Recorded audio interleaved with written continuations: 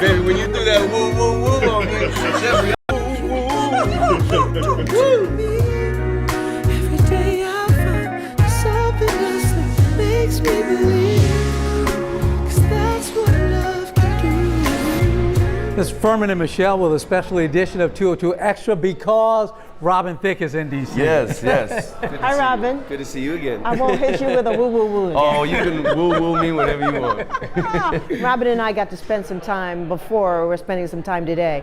But Robin, you've got this new project, this new song that I can't get out of my head, and that's a wonderful thing. That's what love can do. That's what love can do, yes. Tell us a little bit about that song and putting it together. Well, a friend of mine that I've been writing with for many years, named Robert Storm Daniels, not Stormy Daniels, but his nickname is Storm. And he sent me about a minute of this little piano idea he was messing around with. And then I fleshed it out and I wrote the song. And it was really just a piano ballad, you know, and it was a very sweet, pretty song. But then when I got with my production partner, Pro-J, he came up with the horn and string part with the bop, bop, bop, bop, bop, and he put the drum on it, and all of a sudden it just took off and went into a new world. So very blessed and very excited to be putting out music that I'm proud of. Something else that makes me believe, 'cause that's What I like about this song is there's a sort of retro sound to it. You know, and there are love songs, but there are no sexy love songs like this one. Oh, There's something lush and sexy about it. Thank you. Well, I think what's nice about it is that it's a very honest song, you know, about overcoming issues and becoming a better human being and loving yourself and using the love that you have in your life to be happy, you know. And when you have children and you have your mother and you have your lover, there's so much around you that you can use, you know, to fulfill your heart. And that's what love can do, you know. It's the overriding positive force in the world. Happy birthday. This is what love can do. Happy birthday, dear Robin. Happy birthday to you.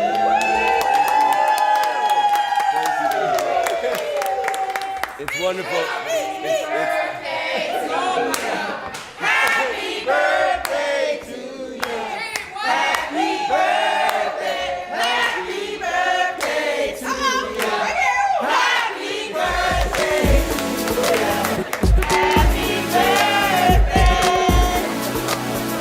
Robin, I know you've done music, you're absolutely gifted with these talents that you have. Does it get easier to make an album these days? No, it's all, I think it's more, yeah, because when you're young, you have, what's the word? You have blind ambition, you know, you don't really know it, you don't know anything, so you think your ideas, you have more confidence, you know, when you're younger, I think. As you get a little more mature, you can second guess, you can think too much, you know, you can be a little too hard on yourself, and you don't want to repeat yourself. Right. So if you've done 7 albums and you start to write something that feels like something, you know, from the past, you might not finish it, you know? Wow. So I think it gets more challenging the older you get, even though you have more experience, to really say something new in a new way and create something new that you love instead of repeating yourself. I think it can be challenging. This song is the second one you teased us with for this album. Yes. What's the overall album looking like? What are you? Well, I've been through a lot the last 5 years, a lot of ups and downs, a lot of loss and a few tragedies, and so a lot of my life and what the album is about is like overcoming those things, you know, with family, with love, with hard work, with hope, and then there's also the celebration of life. After you go through tough times, you need to celebrate life. You need to enjoy yourself and love yourself. And so there's a lot of celebration music and a lot of overcoming obstacles.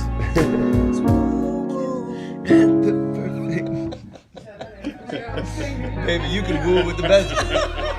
A lot of people slid in my DMs after I posted the woo-woo when we were at the piano. The question they asked, would you do car karaoke or Saturday Night Live as the host? Oh yes, I would definitely. Well, I would probably rather do Saturday Night Live just because you get more opportunities to do different things. You know, you can do skits. I can sing. So I think that would be more fun because that reminds me of like the Real Husbands of Hollywood stuff. You know, which was really skit comedy where we had an outline of the scenes, but we would throw the script right out the window and and just be as funny as we possibly could. More TV coming? Well, we have The Masked Singer new season. Season 2, yes. Season 2 will be later this year, and then just looking into other opportunities, but excited about spreading out my talents wherever I can. I love The Masked Singer. Thank you. And you were the best as far as guessing. I did. Who was behind. I did. I got the most right. I got the most right. I think he's always dressed well, but this was particular. I heard brunch. This is how I do brunch. Wow. So, champagne brunch, this is what we do. I love it. Thank you, Robin Thicke. And it was actually, because I'm an LA boy, so this was a good chance to wear the coat. I don't get to wear this coat much in LA. Don't lay it down. I got my eye on you. Thank you so much. Thank you guys so much for having me. Appreciate you. Thank you. Now, how often do you get to celebrate a birthday with an R&B superstar? At the District Wharf, no less. That's right. It was a big deal. Robin Thicke on 202 Extra. His birthday. We talked about the new baby, the new album, the new TV show. I mean, he's got so much going on. It was such a great time to hang out with him. It sure was. But that's how the 202 Extra rolls. Furman and Michelle, we'll see you again next time. Bye-bye. Thank you for brunch. We love you.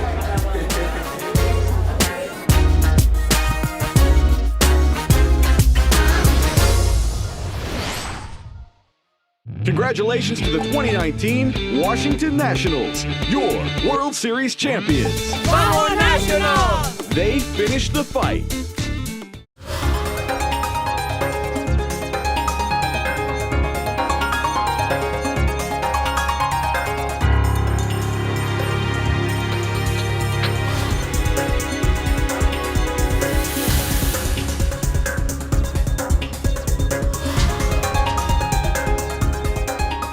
Hi everybody, welcome to the It Takes a Village, Finding and Activating Your Tribe of Mentors panel. I think the title pretty much specifies what we'll be talking about here today, which is building your network and mentorship tips and just how to do it in the digital age now especially. I want to start by introducing the panelists. To my right is Lisa Osborne Ross, president of Edelman. Hi. Give her a round of applause, yes. We also have to my left Angie M. Gates, director of the DC Office of Cable Television, Film, Music, and Entertainment. Thank you. Yes. These are not easy titles to get. Y'all better clap. And then we also have Alexis Feaster. That's yes. Okay, cool. Senior director of player development at the NBA. So I want to start by, I feel like sometimes when it comes to mentorship, a lot of it has to do with like our journeys are so specific to us. And so one of the easiest things I think we can do, and also kind of works as an intro, is to kind of just talk about briefly the trajectory you went through to get to the position you have now. Like, for example, I would be like, oh, I started as I went to Columbia Graduate School for Journalism, then I got an Ebony internship, and I got an Essence internship, which I turned into a job, and I went to BuzzFeed and became a writer, entertainment reporter, and then a host. You know what I mean? Like, kind of just explaining your trajectory. Could you want to start? Yeah, I think probably more important than my trajectory are the stimulants that got me here. I came from a family of love, just rooted in love. My parents told me that I could do anything I wanted to do and that everything was available to me, and I believed them. And so far that has been true. I'm a native Washingtonian, which is a very, very, very big part of my identity. I was educated by feminist nuns when I was in high school. Then I went to a college that talked about social justice. And so I have always believed that you could do well and do good at the same time. And I think as a mentor and as a mentee, those are the things that I try to focus on. Great. So I'm from New Orleans. I like gumbo and jambalaya, so let's start there. But my mentorship started at home with my mom and my grandparents. So what I've quickly realized, so often we talk about individuals' credentials, but for me, it really starts with your character and, you know, creating morals and foundations that you can stand behind, like trust, loyalty, honesty with yourself and with everyone around you. So I went to the University of New Orleans. I received my undergraduate and master's from UNO. I specialized in film and sports management. And I actually didn't go from job to job. I built a career. And I started in live entertainment at the Sanger Theater in New Orleans. I was sharing this story with somebody on the elevator. I did the first Hot Boy concert with Juvenile, Lil Wayne, who I'm looking forward to seeing on Saturday. But when I was dealing with everybody on these tours, I was like, oh, I want to go on tour. These tour buses would pull up. I was like, oh, I got to go on tour. I got to go on tour. All the artists was like, it's not what it's cracked up to be. But I needed to go. And 2 months into my first tour, I was like, it's not what it's cracked up to be. But I enjoyed it. And, you know, it always takes losing a job, right, to get you to your next step in life. So you're only as good as your next tour. And when the tour ended, I had an opportunity to move to D.C. And I was the first African-American general manager at the Warner Theater.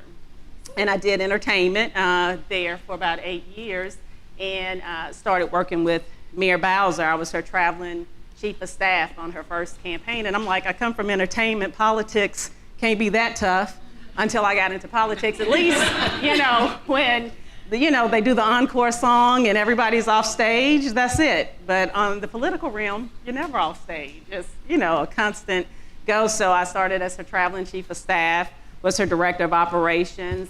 I went on to produce the inauguration both in 2015 and 2019 and became a member of her cabinet and started doing everything that I brought with me from the beginning, which is film, music, and entertainment. So I'm also a native Washingtonian.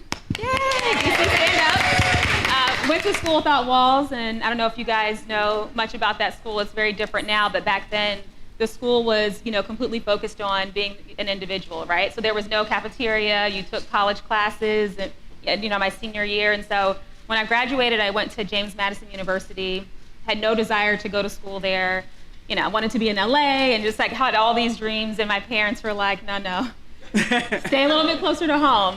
So one of the things that I would do in high school is I would throw parties. And so imagine parents, same thing, you know, grew up with a great family, amazing siblings, super successful, you know, older sisters that went to all Ivy League schools. And I had, you know, but I loved to be in the entertainment business. And so they said, if you could do us a favor and stay a little bit closer to home and go to Virginia. And so I went to school there. And really didn't enjoy that experience. It wasn't as diverse as it was here in DC, and so I took every opportunity that I could to study abroad and you know, do mission trips. And so a lot of my education there, based on the School Without Walls experience, I was able to parlay that into different opportunities while I was at school, and eventually graduated with a degree in communications. I didn't know that some of these jobs out here existed, so there was no music industry major, none of that, you know, really existed. And so I went on to be a page. I don't know if anyone has ever watched 30 Rock, but you wear the ugly polyester uniform. So I moved to LA, got accepted into that program. Didn't really realize how prestigious it was. Like, you know, they say that it's harder to get in than the Navy SEALs and Harvard. And so, you know, I went and enjoyed that experience and realized that I didn't really enjoy doing clips in PR all the time. And so I said, let me make a list. And so I was, you know, 21 years old, and I made this list, and it was the 4 things that I was interested in, which were, you know, entertainment, music, fashion, and magazines. So I was a big magazine person when it came to that. So I made this list and started to send my resume, faxed it out to anyone and everyone that you could think of. Got 0 response. I don't know what y'all's experience is like, but people do not respond to emails and fax for your resume. So I did that, and eventually someone called and they said, hey, we got your resume, and you know, it's pretty annoying that you keep sending it over and over again. It's a little OD. And so they gave it to a woman, and her name was Michelle Thomas. It's funny because Ethiopia, who's in the next room, her best friend is who I ended up working for in my very first job. So they called and they were like, we kind of like your ambition. We talked on the phone. They asked me my birthday. I was a Scorpio. They were Scorpios.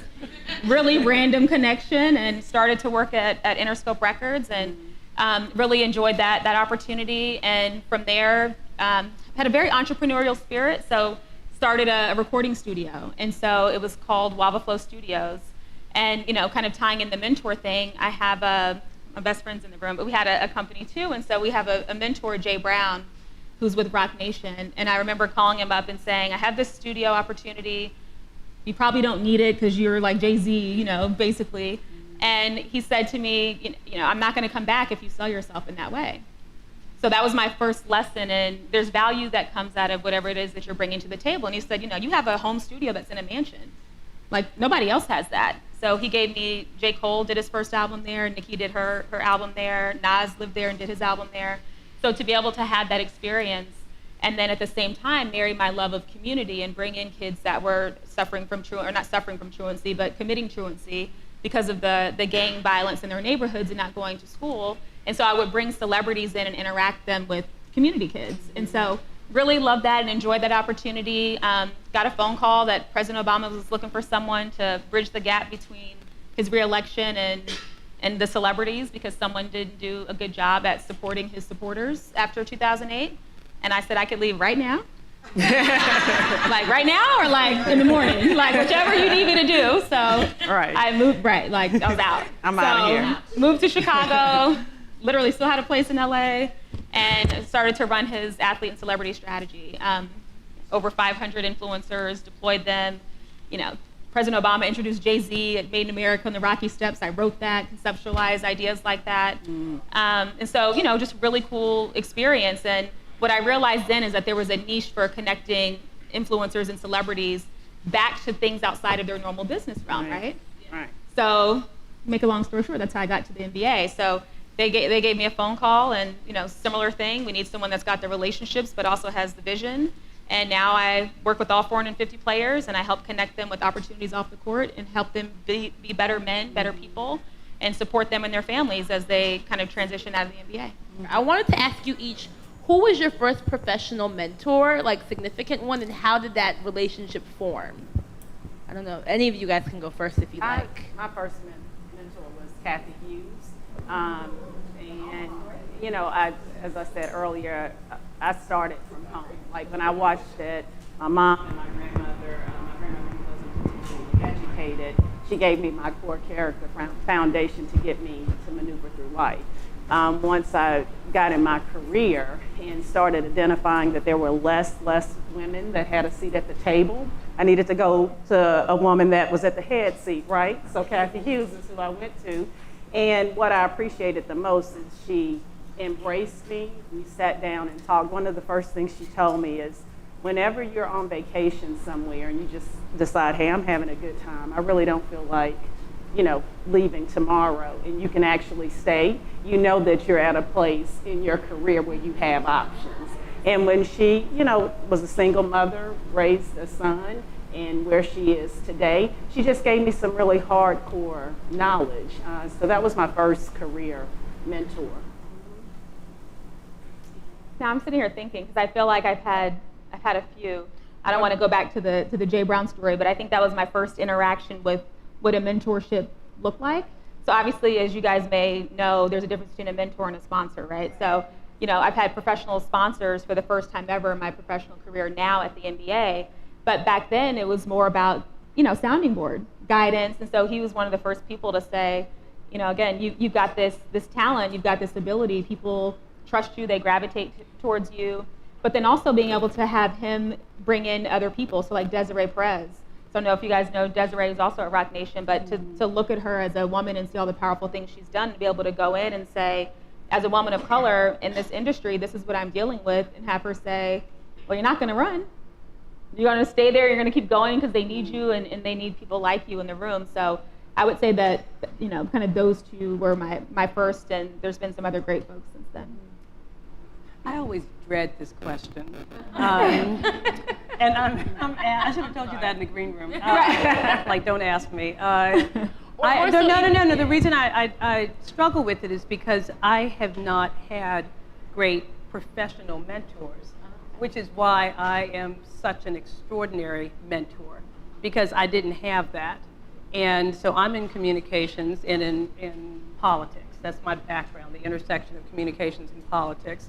And there are not a lot of women of color in leadership positions in my industry, even though it is a pink industry. And I am the first woman of color to have been a managing director of a major firm when I was at APCO, and then the first woman to lead a major office. My revenue is $70.8 million this year, leading our global network. But I didn't have a woman in that business to sort of follow and to pull me aside and say, hey, don't chew the gum that I'm chewing right now. Your skirt is too short. Somebody's giving you some feedback, and it's not because the feedback isn't negative because you're a woman of color, it's negative because you're messing up. And you need to learn how to distinguish between the two.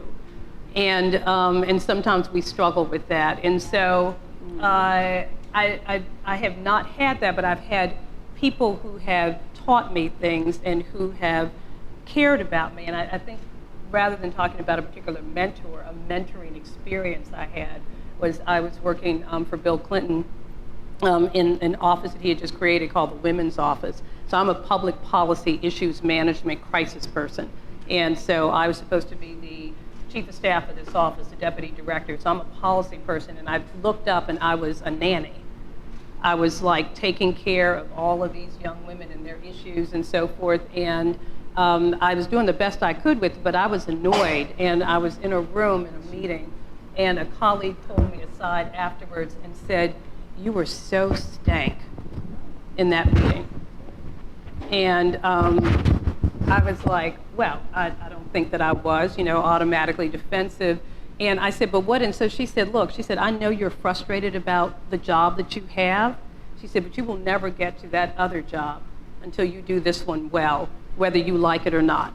And so it was one of the best bits of counsel I got from somebody who I wouldn't necessarily identify as a mentor, but it is something that I share with people all the time.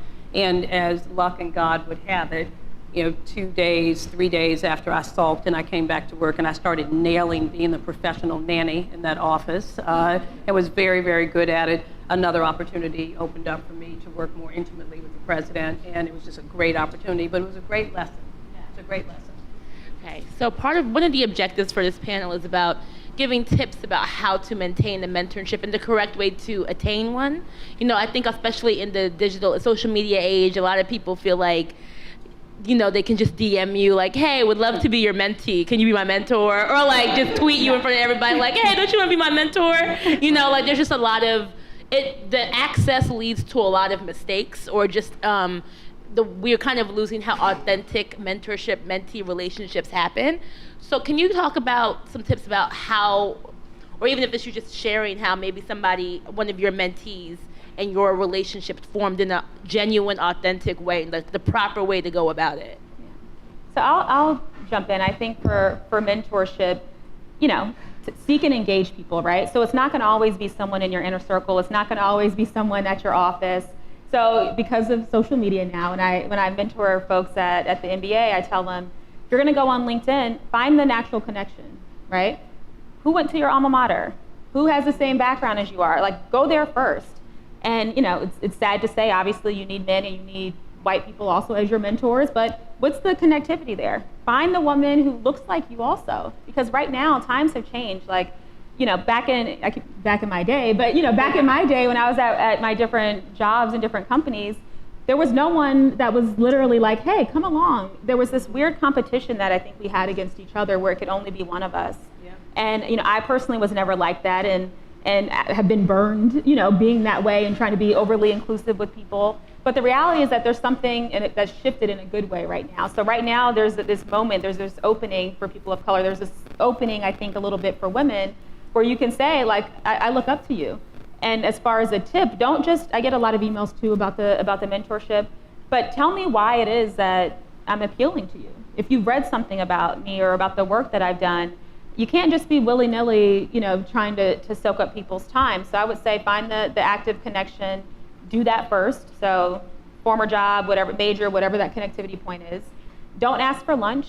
That's too long. Why are you asking for somebody to go to lunch? 15 minutes coffee. How I got my job right now wasn't just because of my previous experiences, because like you said, you go through stuff and it propels you. I would act like I was in New York, being close to the NBA office, which I was here in DC, not anywhere near New York, and I would say, "Hi, Kathy Behrens, who's the president of our entire, social responsibility player programs." Is this recording? I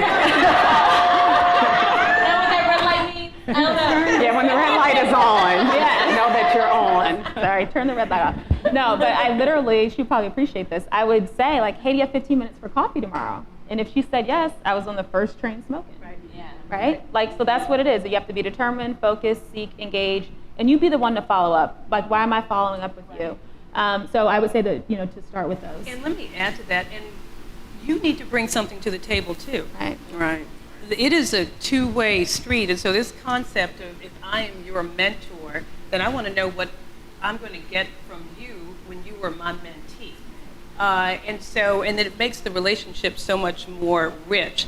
I'm so glad that you're moderating this panel, but you all know who Lauren Wesley Wilson is, head of ColorCom. So Lauren would identify me as one of her mentors. She walked into my office, she got an appointment, and came in and she introduced herself and she said, "We are in the same industry." She said, "You are a leader for us, and I feel like we should have a relationship. And I would like for you to be my mentor."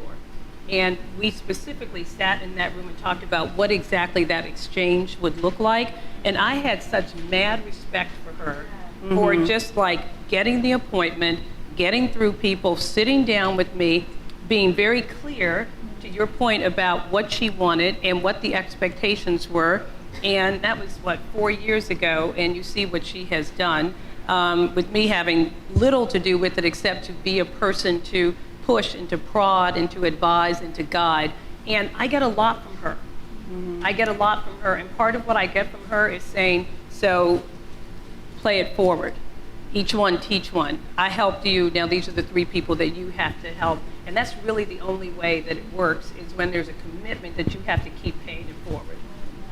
What's interesting when you talk about developing the organic relationship, before I even knew the definition of a mentee and a mentor, I was backstage, and what typically happens, it's rare that there are females backstage, managing a facility. And I remember an artist just got off stage and they're like, "Oh, you gonna come holler at me at the hotel?" And I'm like, "No, you gonna come holler at me and get your check, because I'm the one signing it." And there was a young lady that was standing there next to me when that occurred, and she was like, "I'm just in shock, first, that you played the artist like that, but number 2, I was all ready to try to go to the hotel and go to the after party." And I'm like, and then later on she saw the 2 of us again, and the same artist came up to me and was like, "I totally respect that. Maybe we can get dinner sometime." And I'm like, "Yeah, you're gonna check for me before I check for you, and you're gonna do it in a respectful manner." And that was what I call a minute mentor moment. Yes. So often we think mentors have to be someone that has this successful career that's already established, and that's fine. You do need that because there's an accountability and a consistency. But I've been on the X2 bus coming down 8th Street in DC and have gotten a minute. Not a minute. Somebody done dropped some knowledge in a minute that has lasted me a lifetime. So, that's important. Don't sleep on the minute mentors either. And you guys kind of identified something else I want to talk about, which is sustaining healthy mentorship relationships, because I think a lot of times people misconceive once you attain a mentor, what that mentor is supposed to do for you. You know what I mean? They're like, "Oh, I got this mentor, now get me a job." Right. You know what I mean? But that's not really what it's about, So can you guys talk a bit about like what a healthy mentee mentorship model that you've had looks like and kind of what it's done? Like, for example, with my mentors, I may talk to them about not getting me a job, but give them some people who I'm looking at and be like, "Oh, what do you think about these positions? Which one do you think makes the most sense for me?" Or if I'm in the middle of like negotiating a salary, I may go to them about like what numbers make sense because they've been doing this longer and can tell me if I'm getting taken advantage of or not. So can you talk about some of those things? Yeah, I think for me, first and foremost, it's about listening, right?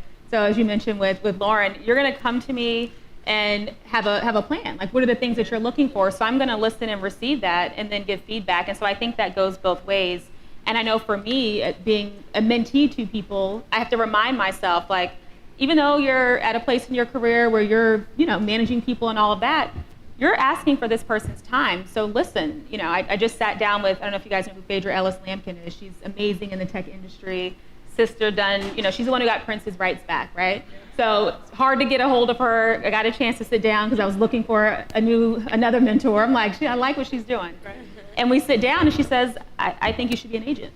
And I was like, whoa, that's not on my list. My list said nothing, like, that's more work. Like, I was trying to do something different. But I literally I stopped myself and I apologized to her. Because even if that's not exactly what I want to do, for me to respond at all and have a rebuttal period, I taught myself better than that. And my mentors have taught me better than that. And even though it was super far out of left field, I literally apologized, which was funny because it happened last week. I apologized to her. I'm like, let me finish receiving what you're saying. Yes. Let me soak it up. Right. So I would say first and foremost is the listening. Like, it could be a turn off to the mentor, a turn off to the mentee, and then being honest. Like, be honest about your goals and know that mentors aren't going to necessarily get you a job. Right. Look for the sponsors. Like, the sponsorship is a game changer, right? So how are you a career champion? Are you going to refer me for the project or for the job or for the promotion? And I did not understand what that meant until the past couple of years, because no one had ever explained to me the difference between that. I assumed, like you just said. Yeah, we'll talk about the difference between them in a minute. Yeah, right. Sure. But there's a difference. Absolutely. Yeah, I think too, between mentors and mentorship, I think what's one of the key concerns for me is that I've never asked a mentor for a job, and I've never had a mentee ask me for a job. Like, that's just never happened. What's interesting is life can be a mentoring experience. And what I've typically used my mentor for is just how do I deal with the life, everyday life, the no's, when you're maybe the best person at the job getting the least respect. So sometimes when you're on a career path, it's the emotional part that you need guidance on. It's not that you don't have the knowledge of the job itself or you don't have the experience, but when you're the top staff person, and you were the one that should have gotten that promotion, is having a mentor to say, don't lose your self-confidence. You get up, cry out, whatever you need to do, scream, holler, you get up and you keep moving forward. And that's the same thing from a mentee perspective. And it's career, but then it's relationships, whether it's, a romantic relationship or a friendship. A lot of times you have to get mentored in those areas just so your head is right when you go to whatever is giving you a check at the end of the week. Right. I think you drew the sort of analogy between personal and professional. I think everything is a relationship, and the most important thing in any relationship, two things, are trust and honesty. And I agree, the relationship that when I am mentoring somebody, I try to be honest with them, and I try to tell them things that somebody else is not going to tell them. And I also ask them, you can see I'm selfish because I'm bringing it back to like, what is the relationship for me, is I also ask them, because you get to a point in your life and people are afraid to tell you the truth because they're afraid it's going to hurt something, they're not going to get something, and if they don't tell you the truth, you can't continue to grow and learn. And so I think this ability to have honest conversations like, you should not do that, or you should not have done that, or this is how I would have handled it, and for you to ask for that similar feedback. But I think it's all based on trust, but it's basic. Relationships are relationships. They are. Yeah. And I just want to add, it doesn't even have to be hierarchical. You can have a peer-to-peer mentor relationship. And so I don't know how many of you guys in the room have mentors or are at companies that have an ERT. The NBA, just in the past 2 years, has its first Black Employee Resource Network. It's had every other ERT you could think of, but these two amazing young women said, I need mentorship, and they were doing it with each other as assistants, but the fact that they were able to bring this to the entire company, Black employees have been retained because of this. Because to your point about the emotional support that it's brought. Right. Not just in the fellowship of conversation, but to be able to say, like, can you believe this is going down like this? Right. Yeah. Right. And so just know that if that's something that you guys don't have here in this room, it elevated them in every way, just as women, bringing something like that to the table. But if you're missing that and if you don't have that, you can create that where you are. So I just wanted to mention that too. And then you have to like have your tribe. Right, you do. I think part of this, like I say, I've got a couple of young women who were at an event that we hosted at Edelman last year, and I said, this is my Wakanda. This is my community that has kept me straight and solid throughout. And some of them are older, and some of them are younger, and some of them are the same age. But this concept of just, you just need a person. You just need like that support sometimes, because we are so on all the time. Like, you get to where you put the mask and you keep going. And the older I get, the less mask I have, and the freedom of that, of just being who I am, how I am, everything about me, which you can do when you are successful. Everybody here, when you are handling your business at work, you are free to be who you are. And I think we have a responsibility to say to everybody that we work with, you need to bring your true, authentic self to the workplace, because otherwise you're doing 2 or 3 jobs. And people that don't look like us, they do 1 job. So you're busy doing 3, which is why they're getting out in front of you. And so this idea of just like, who are you? Be really good, but who are you? And bring that person to the workplace, and then make sure you are in an environment that supports and recognizes that. And if you are not in an environment like that, then you're not in the right place. Right. Well, one of the things I established was what's called a life purpose partner. And to your point, with the life purpose partner relationship is someone that's holding you accountable for what you believe your purpose is in life. And because so often you can get caught up in a project or a job, and you can check all the deliverables that's due that week or whoever you report to, but what are you delivering for yourself or whatever faith you hold? I'm a very spiritual person, and at the end of the day, what has God put me on this earth to do? So my life purpose partner makes sure that we check in every week to make sure I'm getting that done. And I don't really even do masks on Halloween, so it's like what you see is what you get. Because and you're liberated, but many people do. Many people do. Right. And I could admit to that.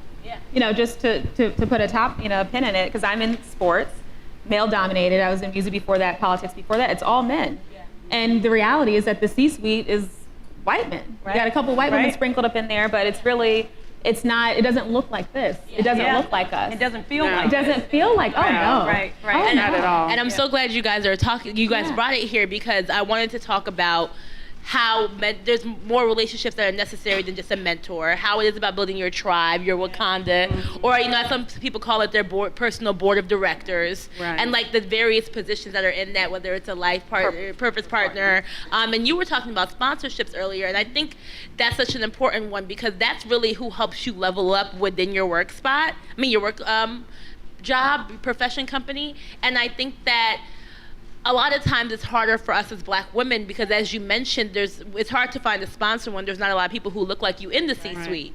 So can you give some tips about how, you've done that in a male-driven situation where it's like you need to find a sponsor, but there's not a Black woman or even maybe a woman, and you have to form that relationship with somebody who is the complete opposite of you?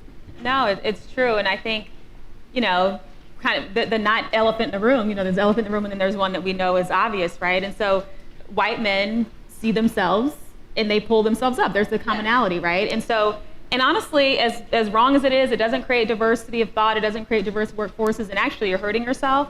But the reality is that that's what we all do, right? You have this connectivity that's gonna make me feel comfortable, so they feel comfortable with each other. And so the reason why to me, this sponsorship is so important is because, especially if you get a company that makes that a rule, and you can right now there's this D&I, I'm telling y'all, take this wave. There's a wave happening right now with this D&I movement. Jump all up in that. Use the Black card, use the woman card, use all the cards. Be good at what your job is and be performing, but this is the time. But so at an organization, at the NBA, I just sat down with our head of communications, been there for 25 years.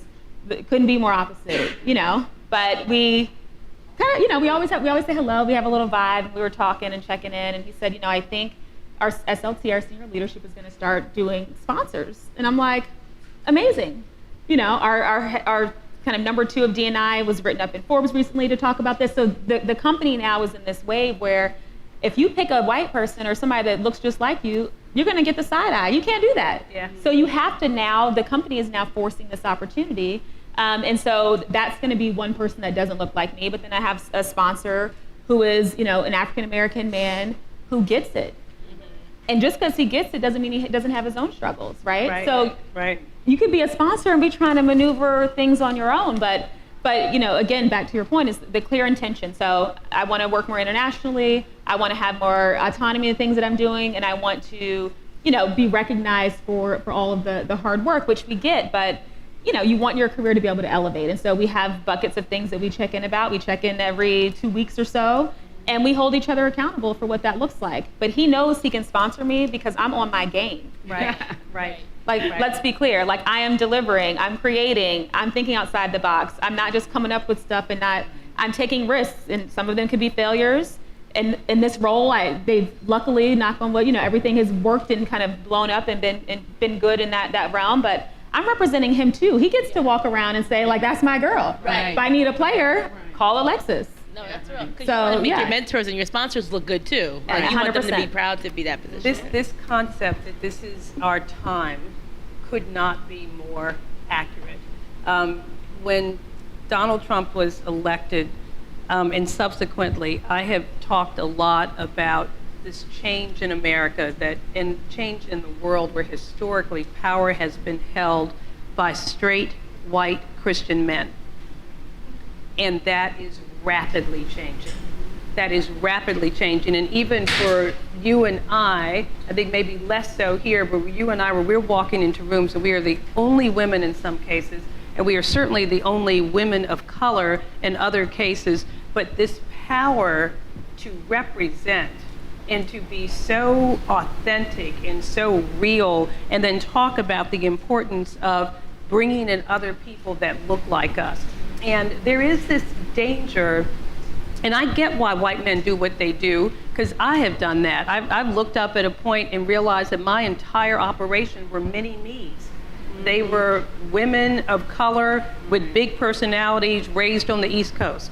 I mean, it was just, but that wasn't effective because there was no diversity of thought. Right. There was no diversity, and what I often say is, like, we need to bring everybody to the table, but I get so sick of this conversation about give me a seat at the table. I'm like, make your own table, sit your ass down, and then invite other people to sit with you, but stop waiting for somebody to offer you a seat at the table where you have your own power to create your own table, and you have a responsibility to do that.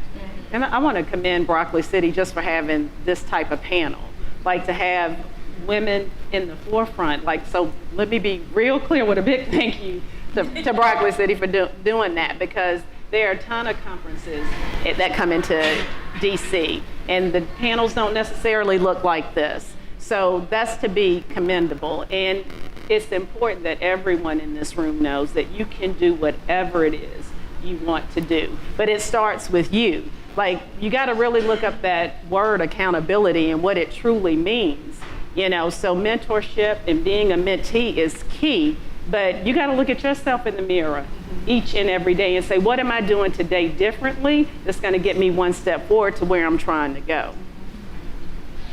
And I wanted to take this opportunity, I don't know if I'm allowed to do this, but I wanted to see if there were any audience questions, because I know you guys may have been looking for specific things here from us, and I want to make sure where you guys are getting what you came here for as well. Is that okay? Yeah. I just had a question, because you guys keep talking about mentorship versus sponsorship, and I don't know if you covered this earlier, but could you sort of dive into the difference of that? A sponsor is somebody who is directly related to your career advancement.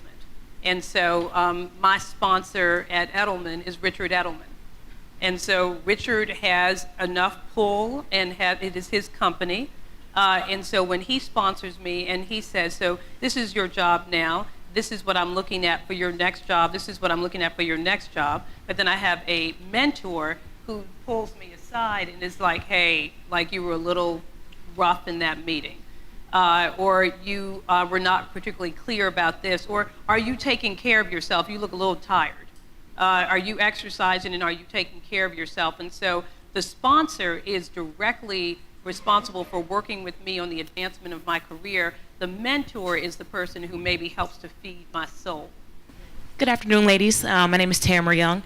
I wanted to ask, as mentors, what is it that you feel a mentee can bring? When you say it's a two-way street, being someone who's not from your background but sees such powerful women, like, what is it that you feel like a mentor has given to you that, because it's like, well, I don't know what I can offer you. I don't make the salary you make. I don't deal with the people on that level. What is it that I bring to you, or mentees have brought to you that you feel like has been value added? For me, it's just been your life experiences. You know, what you may have to deal with and what you go through on a day-to-day basis may be different than what I'm dealing with and going through on a day-to-day basis. But we both have some level of struggle. So nobody in this room has gotten to where they are without going through some level of suffering, some level of struggle.